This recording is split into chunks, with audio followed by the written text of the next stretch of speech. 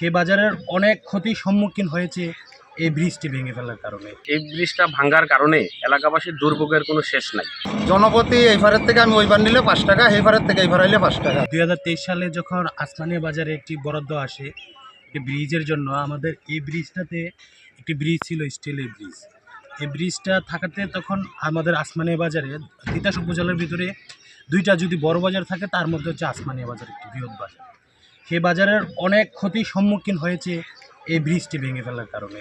আপনারা দেখতে পাচ্ছেন এই যে ছোট বাচ্চারা স্কুলে আসতে গিয়ে অনেক বাধার সম্মুখীন হচ্ছে, কেউ পড়ে যাচ্ছে এবং আপনার ট্রলারের মধ্যে ওঠার সময় অনেক সময় দেখা যাচ্ছে যে বাচ্চা ভয় পায় এবং গার্ডিয়ান সহ নিয়ে আসতে হয় এবং অনেক সমস্যার সৃষ্টি হতে পারে, অ্যাক্সিডেন্টের সমস্যা হইতে। যে তিতাস উপজেলার মধ্যে ঐতিহ্যবাহী একটি বাজার এই আসমানিয়া বাজার। আসমানিয়া বাজারে প্রতিদিন হাজার হাজার মানুষ যাতায়াত করে এই গোমতী নদীর উপর দিয়ে। এখানে পূর্বে একটা স্টিল ব্রিজ ছিল, তো এইখানে পাকা ব্রিজটা বরাদ্দ হওয়ার পরে স্টিল ব্রিজটা তারা ভেঙে ফেলছে।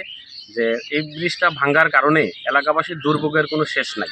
সানবিট সব দিবে সামাল। সানবিট ম্যাজিক প্রেস ডিশওয়াশিং এর মাথা ঘোরানো সলিউশন। তো এখানে প্রতিনিয়ত অনেক ছাত্রছাত্রী সহ অনেক মানুষ যাতায়াত করে, যেমন আসমানিয়া থেকে রায়পুর হয়ে বাতাকান্দি পর্যন্ত, হোমনা, এদিক দিয়ে বাখরাবাদ, হাজার হাজার মানুষ প্রতিদিন এই রাস্তায় যাতায়াত করে। ব্রিজটা ভাঙ্গার কারণে এই বাজারের ব্যবসায়ীরা, এলাকাবাসী যেমন দুর্ভোগে পড়ছে, পাশাপাশি বাজারের ব্যবসায়ীরা একেবারে পথে পড়ছে। এমন 5-7 হাজার লোক এই জায়গাটা চলাফেরা করে, যেহেতু আরও ট্রলার আছে। জনপ্রতি এই ফারের থেকে আমি ওই বার নিলে 5 টাকা, এই ফারের থেকে এই ফার আইলে 5 টাকা। আপ ডাউন বলে 10 টাকা। নৌকা দিয়ে পার হইতে হইতো না, এখন টাকা যেতে আছে, মানুষ আসে এই জায়গায় ধাক্কা খায়। বাজারে আসলে 10 টাকা 20 টাকা 30 টাকা এরকম খরচ হয়, মানুষের অনেক কষ্ট হয়। তারপরে স্কুলে যাতায়াত করার খুব কষ্ট, ছাত্রছাত্রীদের খুব কষ্ট।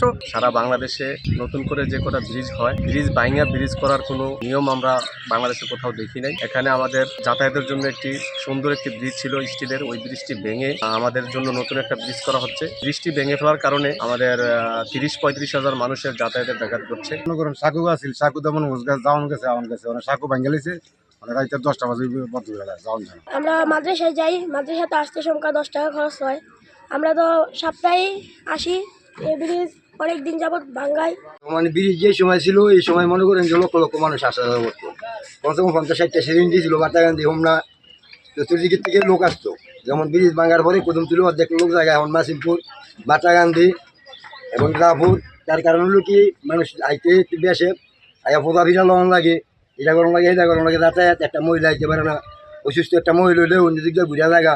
আমাদের যখন ক্লাস চলে এবং পরীক্ষা চলে, তখন আমাদের আসতে অনেক সময় লাগে এবং আমাদের মায়েরা, যখন আমরা সকালবেলা আসি, যাওয়ার আগ পর্যন্ত আমাদের মায়েরা দুশ্চিন্তায় থাকে। জনদুর্ভোগ কমানোর জন্য, বাচ্চাদের লেখাপড়ার সুবিধার জন্য এই ব্রিজটা যেন অতি দ্রুত করে দেওয়া হয়, আমি এই আহ্বান জানাই। এই বাজারে মিনিমাম নদীর পশ্চিম পার থেকে কদমতলী, রতনপুর, হরিপুর, নারায়ণদিয়া পশ্চিম, বালুয়াকান্দি, তুলাকান্দি, উত্তর নারায়ণদিয়া, বলরামপুর, কাপাসকান্দিতে শুরু করে মোটামুটি 40-50টি গ্রামের লোকজন এখানে সবসময় নিয়মিত বাজার করতেন।